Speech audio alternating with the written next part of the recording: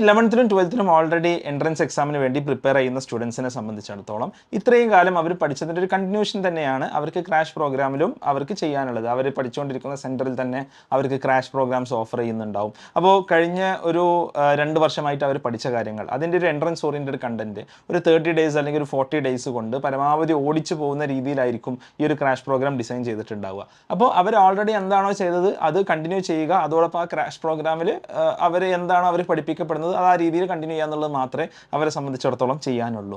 ഇനി others who are doing it for first time, ആദ്യമായിട്ട് ഒരു എൻട്രൻസ് പഠനത്തിന് വേണ്ടി JEE NEET പ്രിപ്പറേഷന് വേണ്ടിയിട്ട് ഞങ്ങൾ 12th-ന് ശേഷം നോക്കാം, അല്ലെങ്കിൽ ഇപ്പോഴാണ് ഞങ്ങൾ ഇതിനെക്കുറിച്ച് അറിഞ്ഞത് എന്ന് പറഞ്ഞു വരുന്ന ആളുകളെ സംബന്ധിച്ചിടത്തോളം നിങ്ങൾ ക്രാഷ് പ്രോഗ്രാമിൽ നിന്ന് നിങ്ങൾക്ക് ലഭിക്കുന്നത് എന്താണ് എന്നുള്ളതാണ് ഞാൻ പറയാൻ പോകുന്നത്. ആദ്യം തന്നെ എനിക്ക് പറയാനുള്ളത്, ഇതിൽ പ്രത്യേകിച്ച് വലിയ മാജിക്കുകളൊന്നും സംഭവിക്കില്ല, അത് നിങ്ങൾക്കും അറിയാവുന്ന കാര്യമാണ്. കാരണം നിങ്ങൾ എസെൻഷ്യലി കഴിഞ്ഞ 2 വർഷം പഠിച്ച കാര്യങ്ങൾ ഒരു 30 ദിവസം കൊണ്ട് ഒരു ഓട്ടപ്രദക്ഷിണം നടത്താൻ വേണ്ടി ശ്രമിക്കുകയാണ്.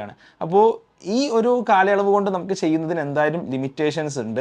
അപ്പോൾ അത് മനസ്സിൽ വെച്ചുകൊണ്ട് വേണം നമ്മൾ ഇതിനു വേണ്ടി പോകാൻ. അപ്പോൾ നമ്മുടെ മനസ്സിലൊരു ഇൻറ്റൻഷൻ, പഠനം എന്നതിലപ്പുറം വേറെയും 1-2 കാര്യങ്ങളിൽ വേണം. അതെന്താണെന്ന് വെച്ചാൽ, ഒന്ന്, നമുക്കൊരു എൻട്രൻസ് എക്സാം എന്താണ്, അല്ലെങ്കിൽ നീറ്റ് JEE എക്സാം എന്താണ് എന്നതിനെക്കുറിച്ച് നല്ലൊരു എക്സ്പോഷർ ആയിരിക്കും ഒരു ക്രാഷ് പ്രോഗ്രാമിലൂടെ കിട്ടുക. നമ്മൾ ഇത്രയും കാലം സ്കൂളിൽ ഒരു ക്വാളിഫയിങ് എക്സാമാണ് എഴുതിയത്, അതേപോലെ ഒരു സബ്ജക്റ്റീവ് എക്സാമാണ് എഴുതിയത്.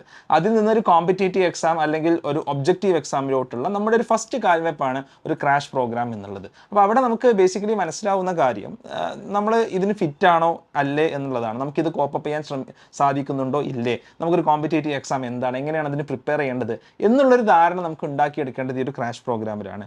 രണ്ടാമത്തെ കാര്യം, നമ്മൾ മേ ബി ഇനി ഒരു വർഷം റിപ്പീറ്റ് ചെയ്യണോ ചെയ്യേണ്ടേ എന്നുള്ളത് നമ്മൾ തീരുമാനിക്കേണ്ടത് ഈ ഒരു ക്രാഷ് പ്രോഗ്രാമിലൂടെ ആയിരിക്കണം. നമുക്ക് മനസ്സിലാക്കാൻ സാധിക്കണം, are we fit for this, ഞാനൊരു നീറ്റ് പ്രോഗ്രാമിന് ഫിറ്റാണോ, അല്ലെങ്കിൽ ഞാനൊരു JEE പ്രോഗ്രാമിന് ഫിറ്റാണോ, എനിക്ക് ഒരു വർഷം കൊണ്ട് ഇത് ചെയ്യാൻ സാധിക്കുമോ എന്ന് നമുക്ക് മനസ്സിലാക്കാൻ സാധിക്കണം എന്നുണ്ടെങ്കിൽ നമ്മൾ ക്രാഷ് പ്രോഗ്രാം നമ്മൾ നന്നായിട്ട് അറ്റൻഡ് ചെയ്യണം. ഇത് ക്രാഷ് പ്രോഗ്രാമിൻ്റെ മറ്റൊരു അഡ്വാൻറ്റേജ് ആണ്. അതോടൊപ്പം തന്നെ അടുത്ത വർഷം ഇൻ കേസ് നമ്മൾ റിപ്പീറ്റ് ചെയ്യാൻ തീരുമാനിക്കുകയാണെങ്കിൽ നമുക്ക് നല്ല സ്കോളർഷിപ്സ് കിട്ടുകയാണെങ്കിൽ നമുക്ക് ആർക്കും പ്രത്യേകിച്ച് പ്രശ്നമൊന്നുമില്ലല്ലോ. അതായത് നിങ്ങൾ റിപ്പീറ്റ് ചെയ്യുകയാണെങ്കിൽ മേ ബി 60,000 80,000 ഒക്കെ നിങ്ങൾ പല സെൻറ്റേഴ്സിനും നിങ്ങൾ ഫീസ് കൊടുക്കേണ്ടി വരും.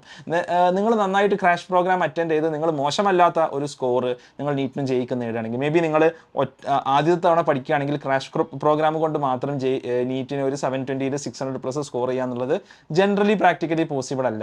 പക്ഷേ നിങ്ങൾക്ക് ഒരു 400+ അല്ലെങ്കിൽ 450+ നിങ്ങൾക്ക് കിട്ടിയാൽ തന്നെ നിങ്ങൾക്ക് എന്തായാലും നിങ്ങളുടെ ഫീൽ ഒരു 50% വേവർ നിങ്ങൾക്ക് കിട്ടും. അല്ലെങ്കിൽ JEEക്ക് നിങ്ങൾക്ക് ഒരു 100+ മാർക്ക് കിട്ടി നിങ്ങളൊരു 80% എബോവ് നേടിയാൽ തന്നെ നിങ്ങൾക്ക് നല്ലൊരു സ്കോളർഷിപ്പ് നിങ്ങൾ പഠിക്കാൻ ഉദ്ദേശിക്കുന്ന സെൻറ്ററിൽ നിന്ന് നിങ്ങൾക്ക് കിട്ടും. അപ്പോൾ ഈ കാര്യം കൂടി നമ്മൾ ക്രാഷ് പ്രോഗ്രാമിൽ നമ്മൾ മനസ്സിൽ വെക്കണം. നമുക്ക് വലിയൊരു സാമ്പത്തിക ബാധ്യത ഒഴിവാക്കി തരുന്നൊരു കാര്യം കൂടിയാണ് crash programme, if we utilise that correctly, നമ്മൾ കറക്റ്റായിട്ട് അത് യൂട്ടിലൈസ് ചെയ്യുകയാണെങ്കിൽ. അടുത്ത കാര്യം, നമ്മൾ ഈ ക്രാഷ് പ്രോഗ്രാമിനെ എങ്ങനെ പരമാവധി യൂസ് ചെയ്യാം എന്നുള്ളതാണ്. ഏത് ഇൻസ്റ്റിറ്റ്യൂട്ടിലാണ് പഠിക്കാൻ വേണ്ടത് ഒരുപാട് ആൾക്കാർ ചോദിക്കുന്ന ചോദ്യമാണ്.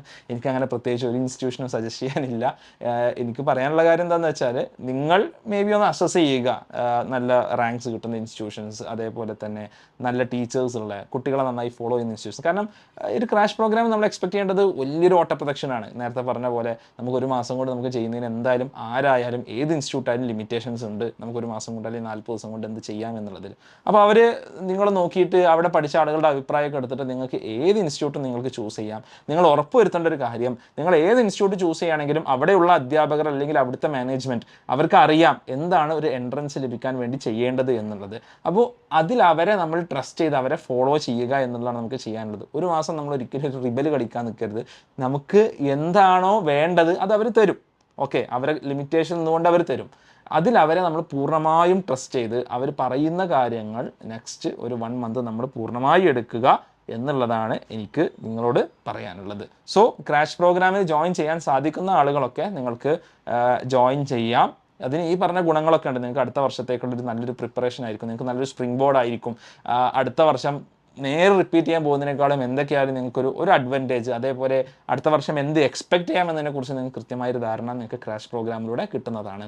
ഓക്കെ, സോ താങ്ക്സ് ഫോർ നിങ്ങളുടെ ചോദ്യങ്ങൾ നിങ്ങൾക്ക് താഴെ കമൻറ്റ് ചെയ്യാം. ഞാൻ ഫ്രീ ആവുന്ന സമയം അവർക്ക് ആൻസർ ചെയ്യാൻ ശ്രമിക്കാം. Okay, by.